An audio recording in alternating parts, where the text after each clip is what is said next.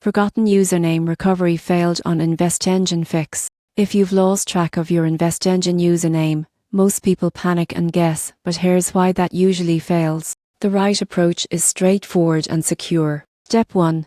Open the InvestEngine login page and click Forgot Username. Enter the email address associated with your account. You'll receive an email containing your username or a secure link to reset it. Step 2. If you no longer have access to that email, collect key account information. This includes your full name, recent deposits, or details about your investment portfolio. InvestEngine support can verify these details and assist with manual recovery. Step 3. Check all email folders, including spam and promotions. Follow the recovery instructions carefully and avoid submitting multiple requests at the same time, which can delay processing. Step 4. If automated recovery fails, contact InvestEngine support directly.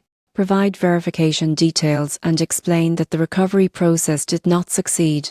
Their team will guide you securely to regain access. After recovery, update your account security. Enable two-factor authentication and store your credentials in a safe password manager to prevent future issues. By following these steps, you can recover your InvestEngine username efficiently and get back to managing your investments without stress. Forgetting your username is temporary, and it's entirely fixable.